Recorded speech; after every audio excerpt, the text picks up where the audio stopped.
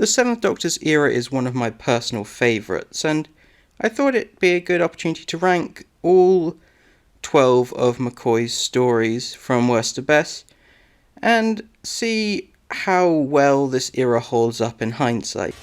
A common sentiment I've seen about the Seventh Doctor era is that it feels like the show was on its last legs during these final 3 seasons.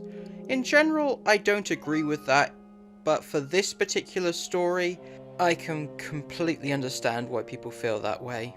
While Sylvester McCoy is very entertaining and does the best with the material he's given, the absence of Colin Baker is really felt here, and this is the story where I feel the most frustrated about the fact we aren't going to get any more Sixth Doctor TV stories.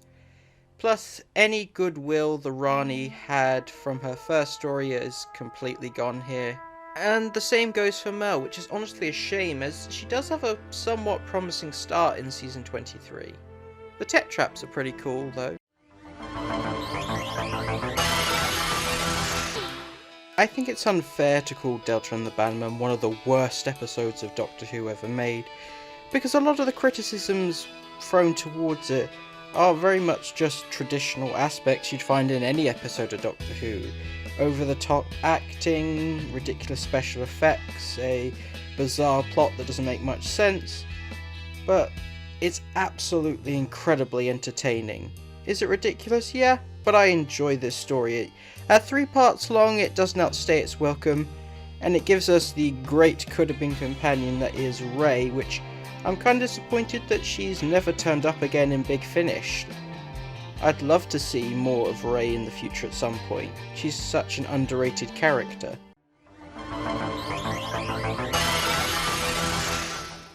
Not sure what to make of Dragonfire. I want to call it the most down-to-earth episode of season 24, but that's purely by default, as it's still just as ridiculous as everything else, just not to the extreme of something like Bannerman or Paradise Towers. It's fun seeing Glitz one more time, and Mel, while her departure is a bit anticlimactic, it is a nice scene nonetheless.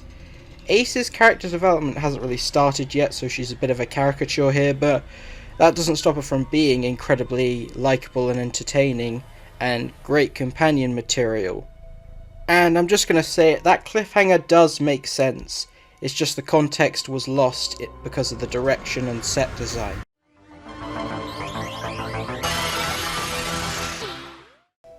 While by no means a bad episode, it is incredibly messy with far too much going on and not enough time to do it justice. Lady Painful's an interesting character, and probably should have gotten more attention than, say, the Cybermen and the German troops, who don't really add that much. With all the stuff that Kevin Clarke wanted to include in the episode, it's probably best that they kept it a little vague in terms of the mythology he wanted to add. What ultimately saves this story, though, is the chemistry between the Seventh Doctor and Ace. I think it was an important episode to give them an opportunity to actually have fun and enjoy themselves before we get to the more serious stuff.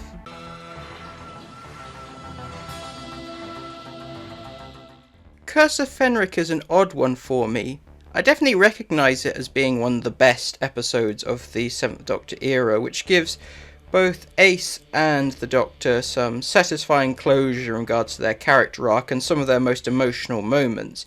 Fenric is a pretty cool villain in its own right, which ties a lot of the setup across the previous episodes into a nice coherent package, though I do feel there are elements that don't really work for me, and I feel like I'm missing something, possibly due to not having read the Target novel, which adds some additional context.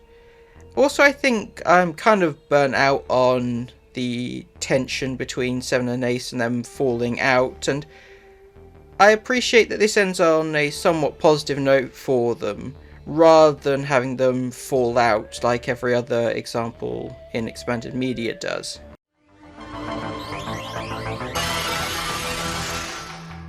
Well, like most people, I have absolutely no idea what's happening in Ghostlight for the most part. It doesn't mean I still can't enjoy it, as I'm a massive fan of surrealism. As cool as Lungbarrow was an idea, the decision to focus more on Ace rather than the Doctor makes more sense in the long run, as it helped to give some form of grounding to this concept. If anything, being somewhat confusing actually helps to sell the creepy nature of the episode, as some surprisingly dark moments in this. It gives off very much Addams Family vibe.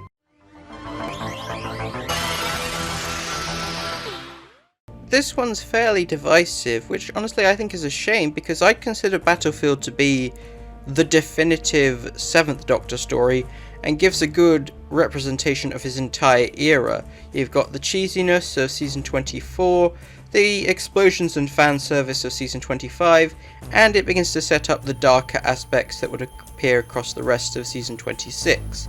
It's great seeing the Brigadier again, the idea of the Doctor being Merlin I can get behind, and the mix of traditional fantasy with sci-fi. It's something we don't get to see all that often in Doctor Who, so a one-off occasional look at it is perfectly fine for me because it mixes things up. It's an interesting window into what Doctor Who would have been like had it continued into the 90s. It's interesting revisiting Survival now it's no longer the final ever episode of Doctor Who, because while it does certainly have a very bleak tone with its theme of survival of the fittest and easily Anthony Ainley's most sinister portrayal of the Master, it's also surprisingly hopeful and optimistic about the future. I mean, exploring Ace's home life very much sets up what Russell ultimately ends up doing with Doctor Who when it returns in 2005, and I absolutely think the Doctor and Ace walking off into the sunset onto their next adventure is the best way to end Doctor Who, regardless of whether it was going to come back or not. That hope and optimism that more adventures continue, and it's up to the audience's imagination to imagine what they are.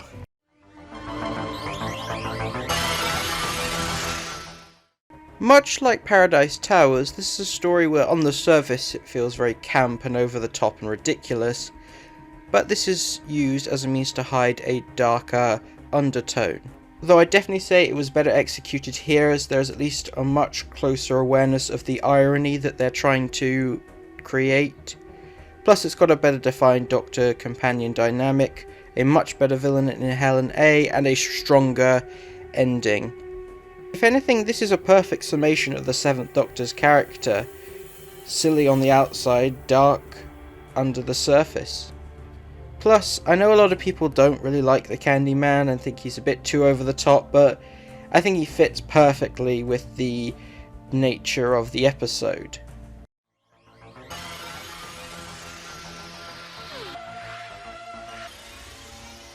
This story gets a lot of hate for being very over the top and cheesy, which I don't really agree with. I think it's a bit of an underrated story. The use of adapting a psychological horror like High Rise, but juxtaposed with the very cheesy tone, creates a ridiculous dark comedy with really strong characters and fascinating world building.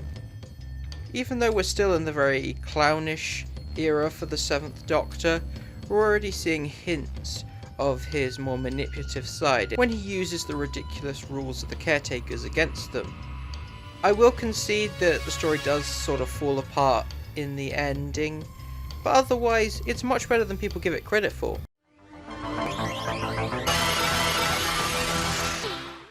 Of all the episodes which explore the concept of Doctor Who from a meta perspective, this is easily one of the best. This is the major turning point in the 7th Doctor and Ace's relationship, where we start to see him be a bit more manipulative and realise that his clownish behaviour is something he's putting on.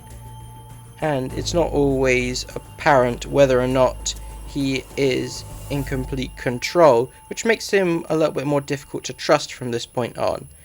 But ultimately it helps to grow Ace as a character and give her the confidence to fight her personal demons. Overall, a really fascinating premise with a strong guest cast, including the great Jessica Martin. One of the best episodes of the entire show. With complete creative control now, you can already see Andrew Cartmel giving the 7th Doctor and Ace so much character and depth that's going to be explored across the entirety of their run. Combined with a strong guest cast, the great Dalek action, on the surface you could write this off as just a really fun blockbuster, but there is so much more to this story that hides under the surface and just gets better with each subsequent rewatch as you notice more hidden elements, showing that Doctor Who still had much more to give in its final years.